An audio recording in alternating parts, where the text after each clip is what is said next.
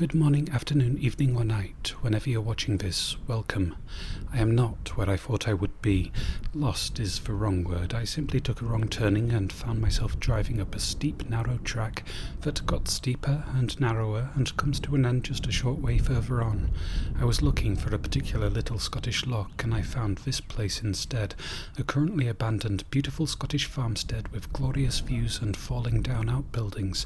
So let's have a quick look around, and I will try hard not to fall too much in love with it, because I do kind of have a tendency to do that, and I certainly can't afford to buy such project properties and renovate them. Yet.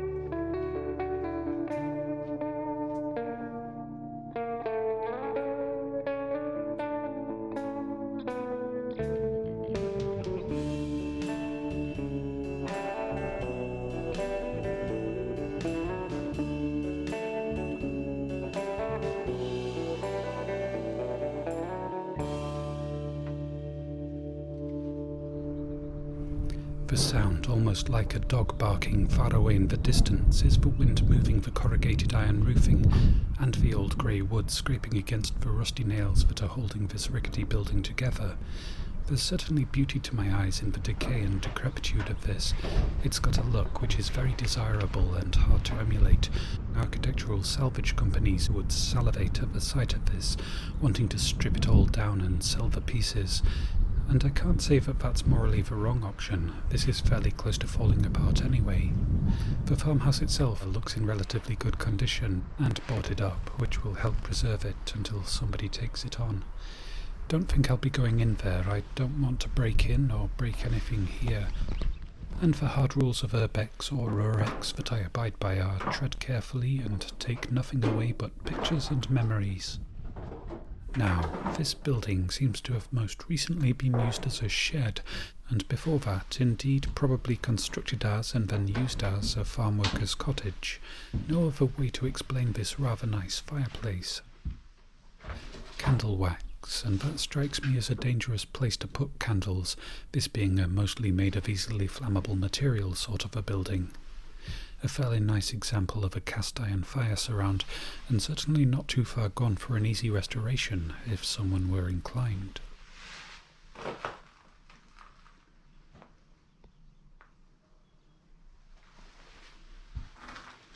A doorway leading to what I guess is the front door and stairs, and the broken balustrade bits do not fill me with confidence for the safety of using the stairs.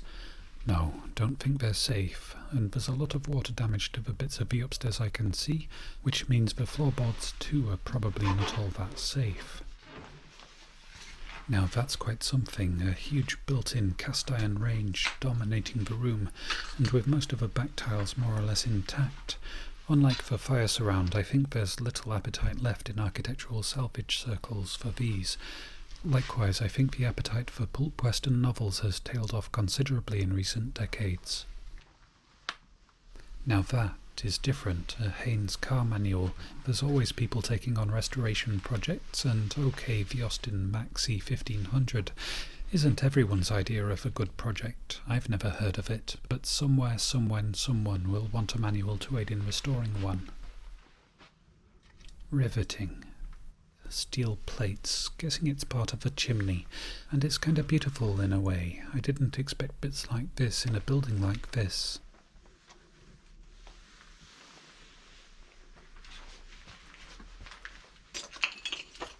A candle, a bottle, a book. I think this is going to be a family Bible. Yes, terrible condition on the outside, but still a good reading copy on the inside, and will remain so probably for many years to come. I've encountered newspapers still perfectly readable that were buried for a century. Barbed wire, a bar stool and farm truck tyres round out the things to be found on the ground floor.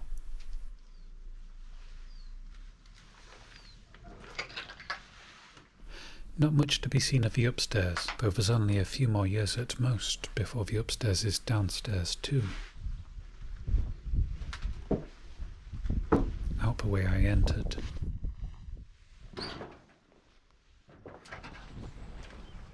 I've seen similar sinks before, in dairy farms I think. Was not really expecting to see this in the junk pile alongside a ramshackle building in the Highlands of Scotland, beads and brass discs looking possibly Tibetan or North Indian in style, looks to be the handles and decorative attachments of a wickerwork lid to a basket the size of which brings snake charmer basket to mind. That is the building I've just explored, glorious decrepitude, roofline just starting to buckle and some very pretty rust. The barn next, I think, which seems to form one side of a bit of a courtyard with outbuildings in various stages of collapse. The barn itself looks to be in good condition, at least from the roadside. And barns do generally outlive farmhouses, often still maintained and used by other farmers, far beyond the associated farmhouse falling into disuse. Most other outbuildings, though, aren't generally used by other farmers. Hence this, walking through the ruin of a building I can only guess at the use of, maybe a lean-to covered tractor parking spot. That would fall easy.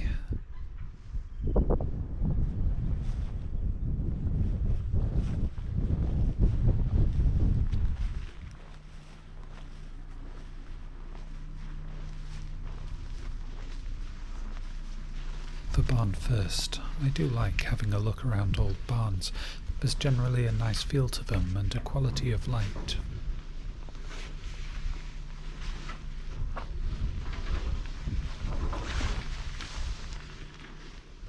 Nice crate. Think it was probably for veterinary medicines. Rectangular bottles anyway. Ooh, storage high in the rafters. Looks like maybe I disturbed a bird. Unsurprising, this looks like a prime bird nesting building. Lots of likely looking spots for them. Oh dear, that wall looks to be in unmaintained condition. Some intricate threadwork, boxwood I think. And some brass that is a little bit worrying. It's off a very large and heavy bedstead, just like the two that are stashed in the rafters, and if it fell from up there and there's a bird disturbed moving up there, is another piece imminently ready to fall? Unlikely, but I'm going to be listening carefully for any movement.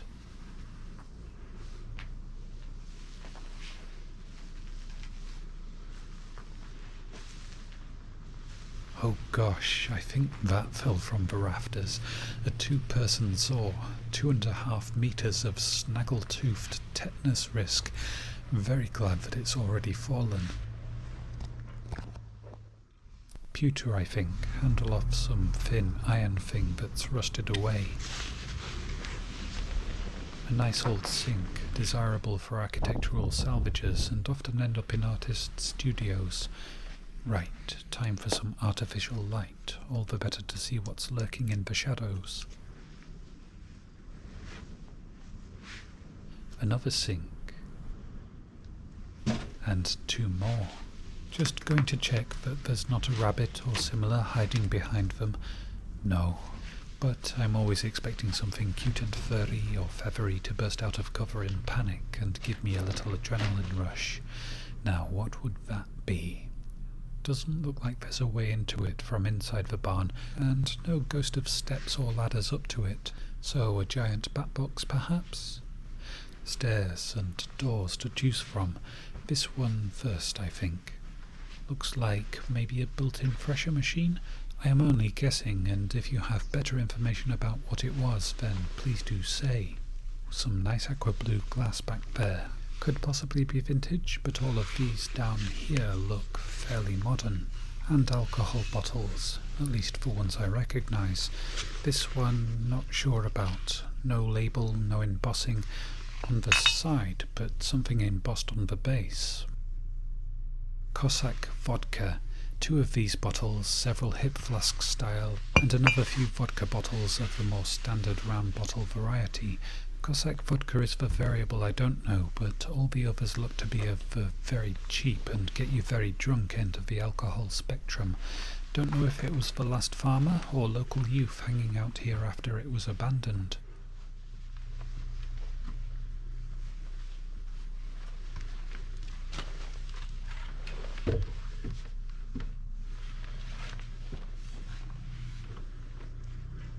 The steps seem okay, but that floor, don't think I want to walk on that. Lots of woodworm, lots of guano and dust. And nothing much that I can see that looks interesting enough to tip the scales in favour of it. More steps to another loft, the one in the main wing of the barn.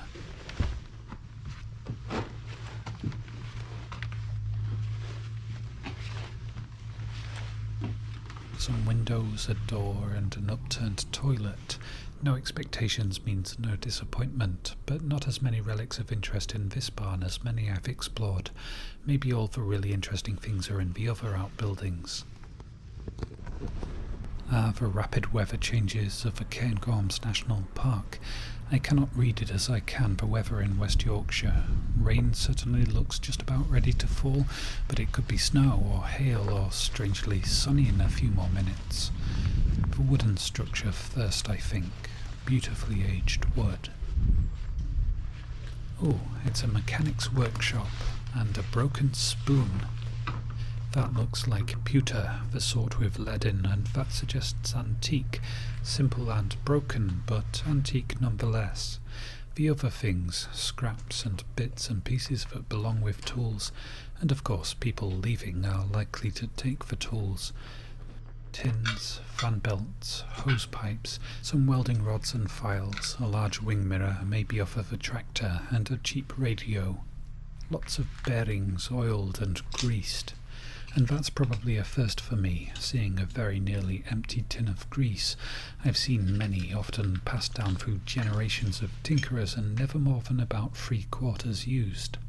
De War's finest Scotch whisky of great age, and a white label one too. Both of them proclaim to be De War's finest. I wonder if any bottles get labelled as De War's worst. Both of them now contain paint thinners, recycling and reuse at its finest. A bit mysterious, the sort of houses with an actual drawing room don't generally have saloon-style etched glass doors advertising them as such, and most saloons, bars and public houses don't have drawing rooms. I do enjoy a bit of a mystery.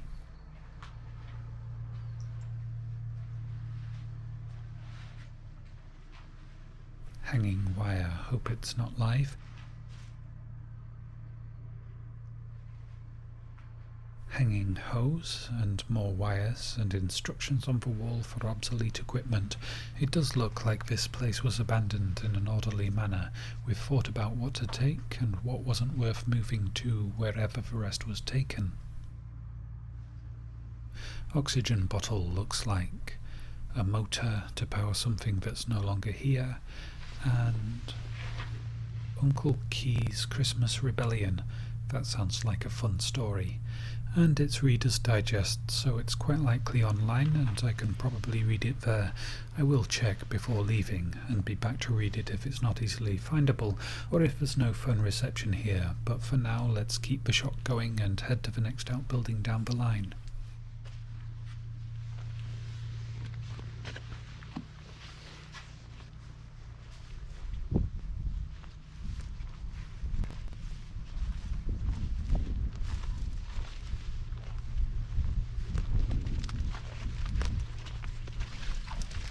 Nettles, and ugly paint colour, kind of flesh pink.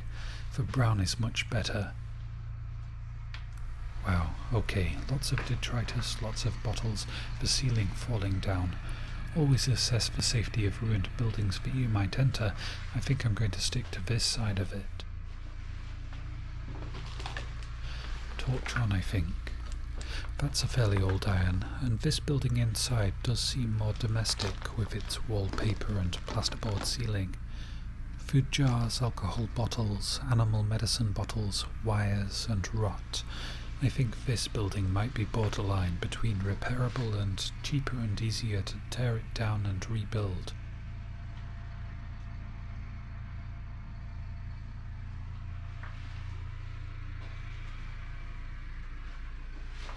Interesting, or perhaps just slightly unusual shape of a sink. And a perfectly normal but upside down tap. Guessing this was maybe the farm office with a kitchenette. Let's move on and see what else might be seen.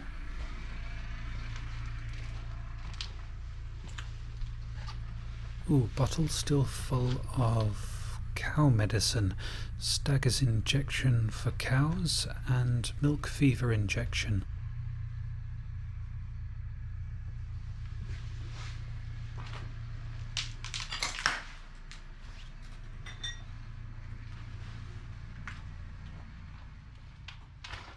Land Rover keys. No sign of a Land Rover left behind. I did once buy a Land Rover that was rotting in a field for £1. Kind of a joke, and I never collected it. I was 16, didn't have the means or the will to give restoring it a good go. Shh, should I be quiet? What do you reckon? I didn't exactly ask permission to explore here today.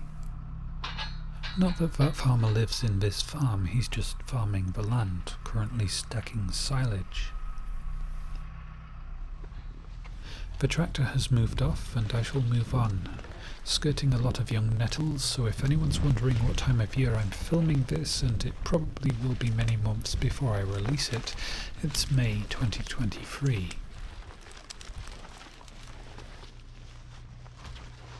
Oh, this one looks...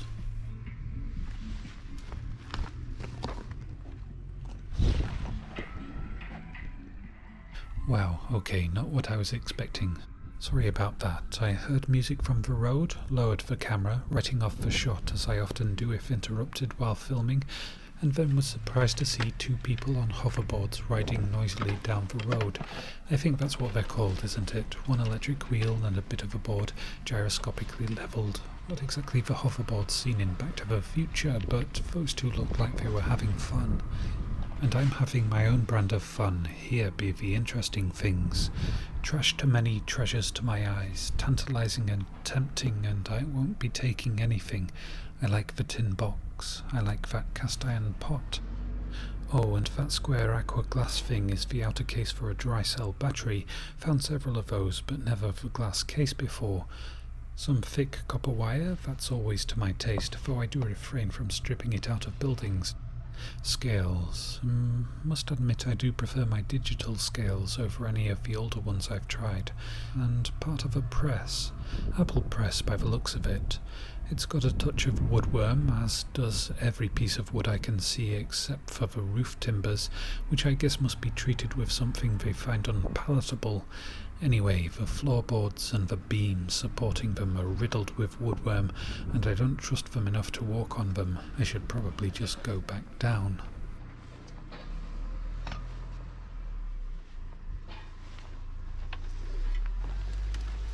A big piece of heavy brass.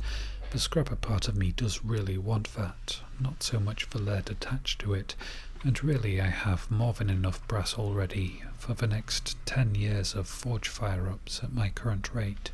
I do think if I had a well-ventilated workshop space, then I probably would ramp up the rate of forge projects. I do really enjoy the fire and the thrill of it. A garage maybe, or a medium to large shed would do. Where I live, the weather isn't great for using the forge outside for most of the year. This looks like a milking shed. There's stalls rusting in place, and things that held other stall barriers on the wall.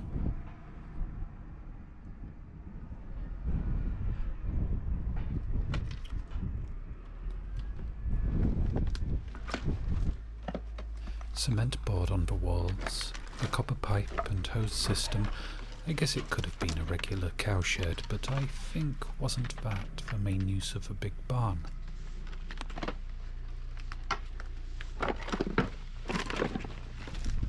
That barrier suggests guiding cows out of this shed and off towards the barn. And that suggests to me the next final part of this row of shed structures might have once been a little dairy parlour. Let's see. More modern brick construction, plain plaster walls which might once have been white. A sink and an aerial hose does suggest maybe a cheese or butter making space. Very large rusty tray. And in the other room, pipes and a car radiator, a box and an old bathroom water heater, and not much else. In the box though, vintage cans. Let's get some light on them. This isn't my favourite head torch, just the one I had in the car. Sweetheart Stout. Beer cans. Not ones I'm familiar with, but I bet there's collectors out there who'd like them. That seems to be it for this courtyard arrangement of buildings. There's still a few outbuildings to go though, closer to and even attached to the old farmhouse. My goodness, even on a day like today when the snowy peaks of the Cairngorm Mountains are hidden in cloud, the view here is still pretty good. Right, a shed, another shed, which looks well boarded up. Probably won't get into that one. This one on the other hand is wide open. Looks not exactly welcoming. In fact, the door looks kind of kicked in. But I'm not doing the kicking and I'm doing no removal, so hopefully a bit of amiable exploring is all right. Wellington boots, about a size 9. Interesting pattern in the paintwork on the wall. Ooh, I like that. A mud nest built over and on a bag proclaiming a support and like of birds. Will have been either a swift, a swallow or a house martin, and looks to be a few years old, so the door has been open a while. 70s wallpaper and an interesting wardrobe. I don't think I've seen one with brass relief plates inset into them before. Quite a nice motif and style to it. A reminder of the sea on a farm in the mountains. Oh, if anyone watching this has read the book that I wrote, does that remind you of someone? For everyone else, I long ago wrote a book of silly gothic story poems like Roald Dahl meets Tim Burton, a container of tea bags. A print, landscape of trees, parkland maybe, a bit faded. Calendar, that's an easy clue. January 1996. That's probably the last time that somebody put a calendar on this wall. There's no certainty, but it also seems fairly likely that that was roughly the time that this little shed, house, lean-to thing was last occupied by a farm worker. Old newspaper, unpleasant headline, but then newspapers do so rarely feature happy stories. Sink, cooker and bathroom back there. Not sure how the occupant of these few rooms got to the bathroom. There's a cooker and a wall stood in the way. Interesting cabinet, drop leaf like a desk, but definitely for pots and pans and kitchenware. Aluminium pans. Spoons and an intact dough rising bowl, fragments of which are seen in many of my videos. More cutlery and an ashtray. Strange how finding these things in the wild, in rivers, on beaches or in old dump sites is actually fun and happy, whereas seeing them in a decaying domicile is kind of melancholy, verging on sad. Spinner rinse, top-loading washing machine. Oh, don't get me wrong, I do love exploring abandoned buildings, including abandoned houses, and I really don't mind a bit of melancholy. After all, it's the comfortable, well-explored ground state of my being. I guess one small element of the contrast might be that, if we know the sadness of leaving a place for the last time, we carry it within us and it comes out again to play in places like this. I am sure that I didn't feel the sadness of such places when I was exploring them as a child who had not yet experienced that. I'm not altogether sure how old this farmhouse is. I would guess mid-18th century, so maybe 270 years old, more or less, with bits added at later dates. This shed, maybe another little farm worker's cottage, maybe something else, and I reckon could be 1950s to 70s, but without seeing inside, that's a wild stab in the dark. This one, just maybe the last use of it might have been the only use of it, so a store for gas bottles, for heating. An add-on to this shed, which I can see through the numerous gaps, is a woodshed. Looks like some carpentry happened here, maintenance quite likely, and shed building, which seems like a popular activity on this farm, and a space for chopping and storing firewood.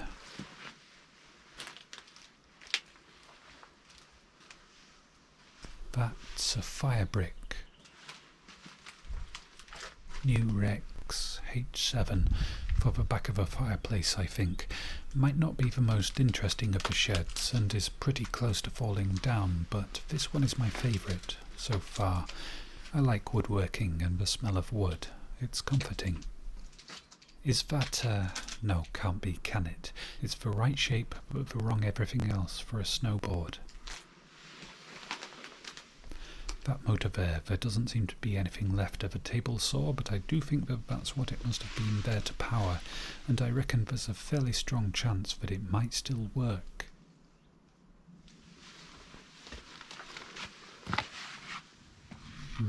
No, nothing else really interesting.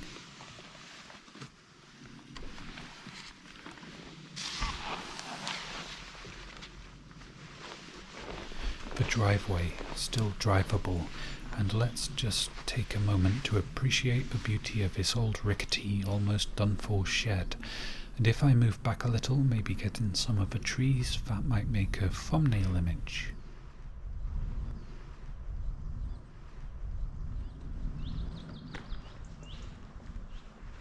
I'm in very dangerous mental territory now, imagining planting a bit of an orchard over there, a herb garden and vegetable patch, some raised beds and maybe a pond.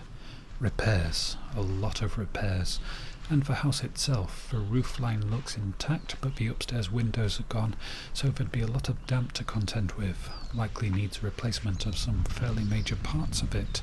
Something for whoever is fortunate enough to one day acquire it to deal with, and that is so very unlikely to be me. Unhealthy for me to dwell on it with want, perhaps, but this place will linger long in my mind. I am a dreamer. It's been cut, the ivy, and the cuts look years old, but somehow it still seems to be alive. Is it possible for it to survive without roots in the ground? Maybe a hint that not all is well with it around the edges, some yellowing, too early in the year to be autumnal.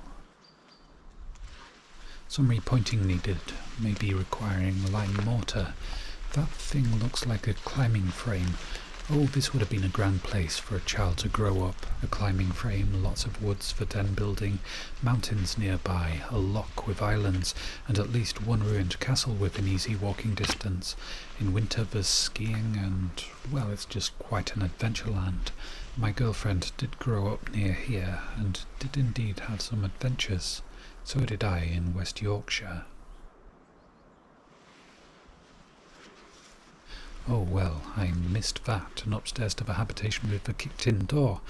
I'm afraid I don't actually have unlimited time here to go back and explore every bit that I might possibly be able to get to. My girlfriend is in the car, waiting very patiently, listening to an audiobook.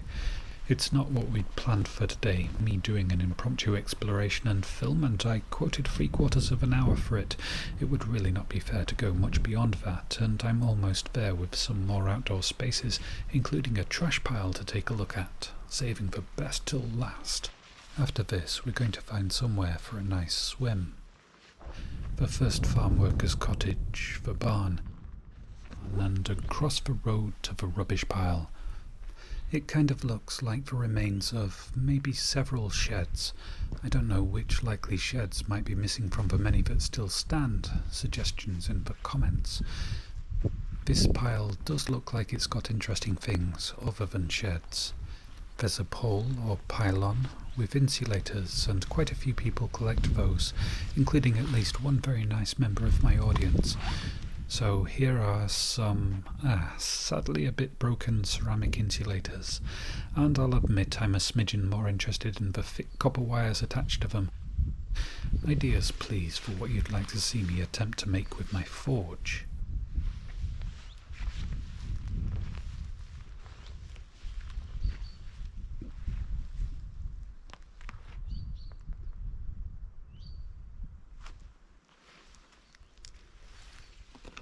Well, following the wire, which I think must have been attached to a shed that's in the pile now, my eye spots this, which seems an unlikely shape for a natural field stone, which most of the stones in this wall look to be. Naturally could be natural, but could also maybe be a small part of something man-made, much older. I'm not going to dismantle the wall to get it out to do an inspection that I'm unqualified to do, so let's instead take a look at that thing.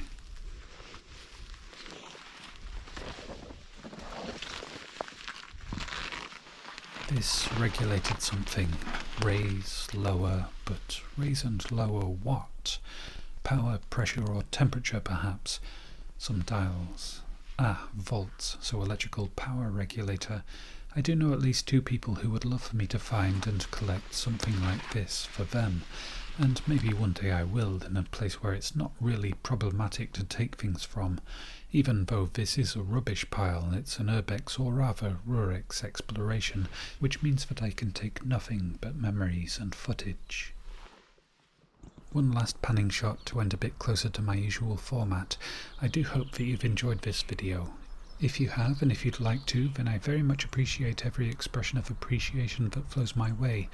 So a big thank you in advance to anyone who presses the like button, the subscribe button and the bell icon, writes a comment, replies to somebody else's comment, shares a link to my videos on another platform, or buys this abandoned farm for me. Quite a cheeky interjection, not entirely serious. And back to reality, another big thank you to all of the kind people who donate through Ko-fi, super chats during premieres, super thanks on video pages and purchases from my Amazon wish lists. I am very grateful. I hope that you're keeping safe and well, looking after yourself and loved ones as best you can. Thank you all very much for watching, and for now, goodbye.